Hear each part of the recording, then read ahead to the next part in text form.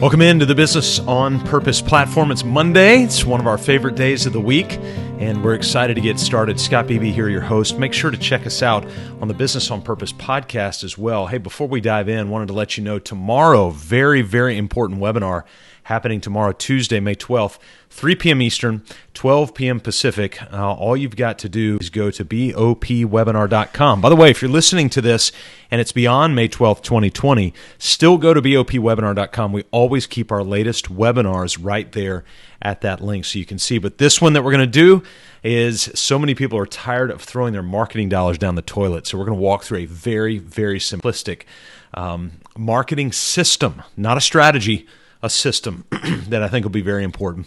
Hey, this is an important podcast. This is an important Facebook Live. It's an important YouTube, because I'm going to talk about something that's going to be very, very sensitive. So recently, on February 23rd, Ahmaud Arbery was killed. And Ahmaud lived down in Brunswick, Georgia area, which is actually about an hour and a half south of where I live, while jogging on the streets of his neighborhood.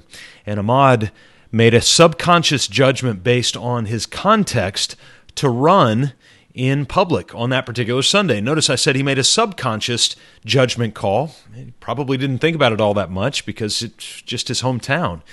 But two men, very different from Ahmaud, made a decision to insert themselves into his life. And these two men, a father and son, made a very conscious judgment call based on their context to physically confront Ahmaud in public on that particular Sunday. So what you had is you had three men, two very different perspectives on life, leisure, liability, among a variety of other issues.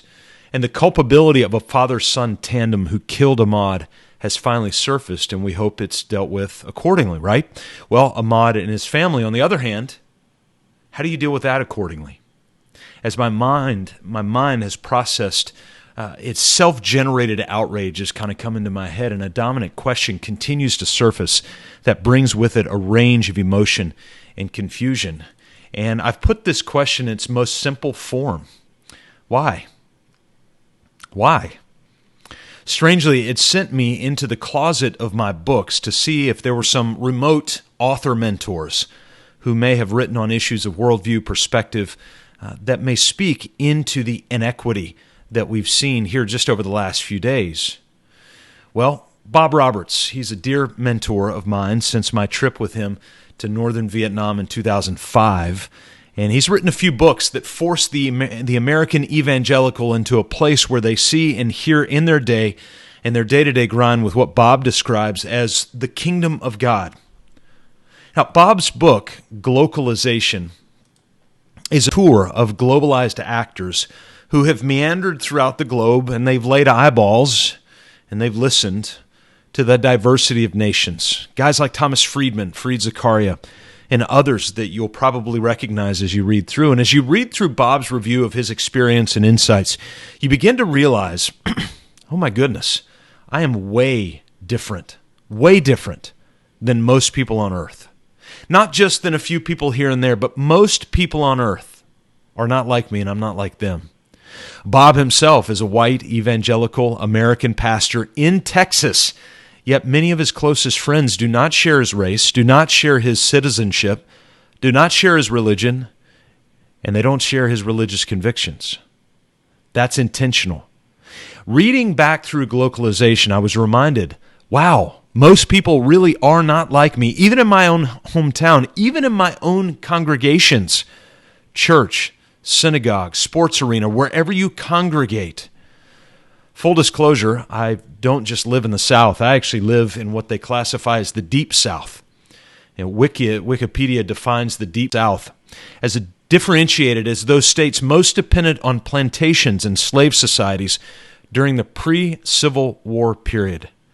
And I read that and I thought, oh my goodness, come to my hometown and you'll drive by plantation after plantation. They're everywhere. My son just last week found out that a massive part of land, a parcel of land near our house, was owned by notable Civil War actors' family members, and there's land all around just like that.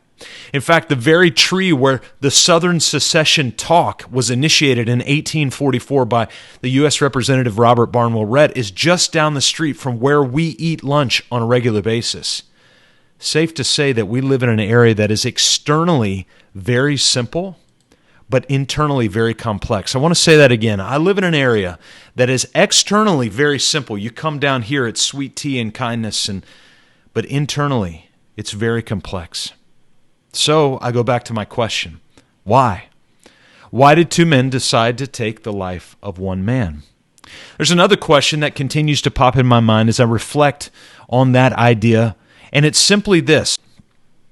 Can you help me better understand? That question has popped into my head over the past few days. Can you help me better understand? It's a question I would like to sincerely begin asking more from a position of learning and humility, not the passive-aggressive use of, "so help me understand," which accusingly highlights the asker's superiority over the askee. Instead, if I, a white Christian male living in the Deep South, come into relationship with an olive-skinned Muslim male living in the suburbs of Minneapolis, how can I humbly and reverently ask with all sincerity and simplicity, can you help me better understand? I have a hunch that the more that I begin to ask that question to a diverse audience, the less I will be ruled by my bias, and I do have bias. The less I'm ruled by my bias, the more I will begin to see God's kingdom in its variegated and diverse beauty rather than its standard issue American, deeply Southern, by and by, whitewashed hue. So 2 questions to begin asking ourselves. Number 1, who do I know who's different from me? Then after that, you can ask the follow-up question, can you help me better understand? And then, of course, you can finish that off with dessert and a simple and genuine thank you.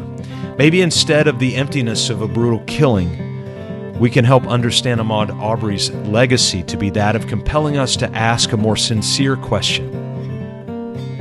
Can you help me better understand? I hope so.